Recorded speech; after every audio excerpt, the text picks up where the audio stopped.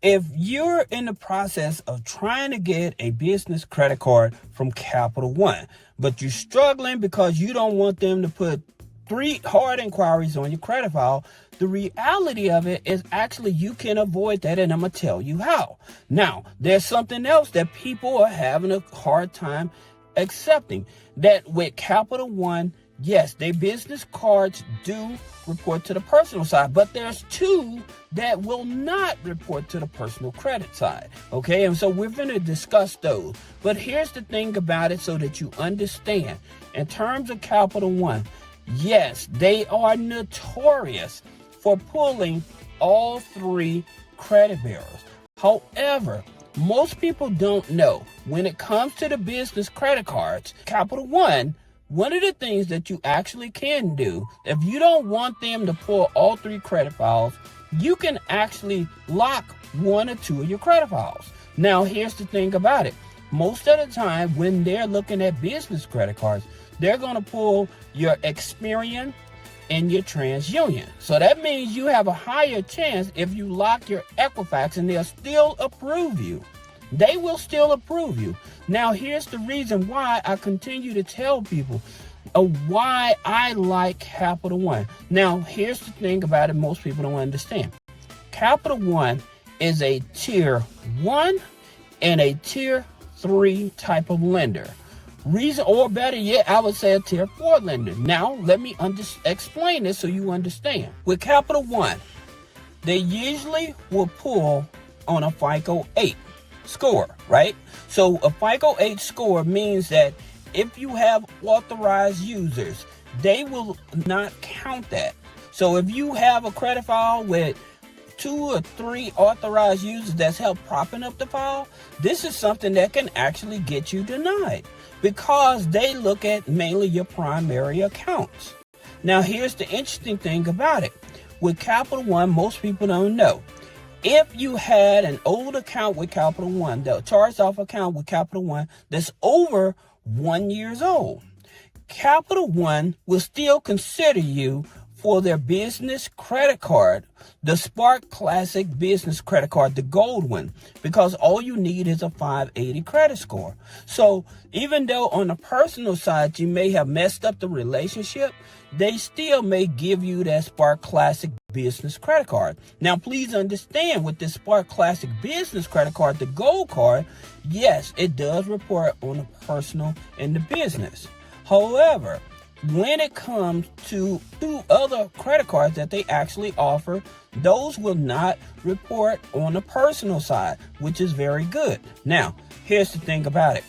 The reason I tell people, if you're starting a business or you have an existing business, why you should have like a Citibank, a Chase, or Capital One. The reason is because those institutions, they report more of your business transactions to the business credit bureaus.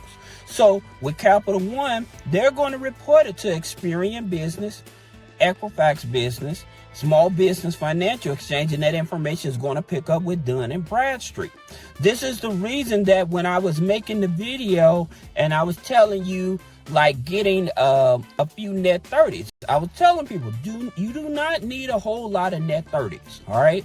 Now, here's the thing about it. One of the net 30s I would definitely tell you to get, well, that will actually give you a business credit card. All right. With bad credit, no hard pull on the credit. That is going to be NAV. Okay. So the NAV Prime card, I put a link below. But the reason that you want that card, because you're going to actually get 2 trade lines, okay? So one is when you join their monthly program. Plus, when you get the Prime card, like I said, it's an unsecured charge card. When you get the Prime card, that's going to be the financial trade line.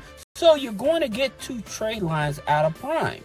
Now, going back, because they report to Experian and Equifax. So that's going to build up your business credit score. Here's the thing about it. A lot of people think, like, especially going back to Capital One, a lot of people think that if you have a high credit score, then Capital One is going to give you a high limit. That's not true. The reason it's not true because if you have a thin business credit file or you just started your business and you don't have trade lines and stuff, they're going to be more conservative. Now, that being said, what you might want to do, again, having maybe 4, max 5 trade lines that actually, net 30 trade lines that actually report on the Experian and the Equifax. Those are the ones that are most important. All right. So here's what I would do. First, if I have bad credit, then I would probably apply for the Capital One Spark Classic card. Okay. So then as I use that card, and here's the mistake that most people do. Capital One will give you a teaser credit card rate. Okay. So they'll give you a teaser limit. So sometimes they may give you 1,000. Sometimes they may give you 3,000. All right. Sometimes they may even give you 500. Most of the time, when people get low limit business credit cards, especially as Capital One Spark Classic business credit card, they won't use it. And because you don't use it, you're not actually building up your business credit file, nor are you building up your business bank rating because you're not actually using the card. So because you're not actually using the card, the data is not being picked up for as utilization. This is the challenge that most people don't understand. You actually have to use the card. All right. Now, here's my thing.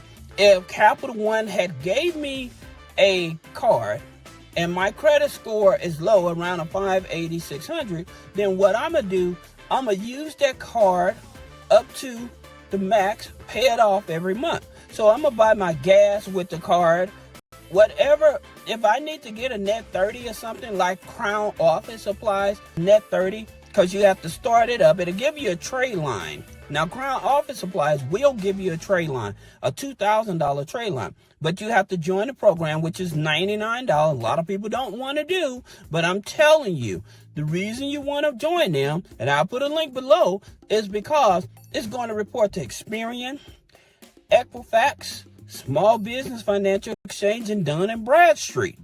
This is the reason that you want these type of trade lines, especially if they're reporting to Experian, Equifax, and Small Business Financial Exchange. All right. Now, that being said, in terms of how to utilize the card and pay the card off every month. Like I said, most people could end up paying $500 a month in gas for traveling and stuff for your business or whatever. But the key point is actually utilizing the card. Now, in terms of, I was telling you guys that there are 2 cards that will not report on the personal side with Capital One. Okay. Now, here's the interesting thing about it. You have the Capital One. It's called the Capital One Cash Plus, Business Cash Plus card. All right. It's a green card. Most people get it mixed up with the other Capital One Spark card that's green. You want to look for the Capital One Cash Plus card. Yes, they do a hard pull on the personal side, but the business credit card will not report on the personal side. Now, they finally dropped that Capital One Venture X business credit card. Okay? This here business credit card will not report on the personal side. Okay? Now, the reason most people want business credit cards that don't report on the personal side, because they may have the intentions of maxing out the card for some other investment or something like that. And if they max out a card that reports to the business and the personal, your credit score goes down. Now, the reason most people want that Capital One Business Venture X card, because the limits, they know that the limits usually start at about $10,000 or higher. That's the reason that card is so important to people.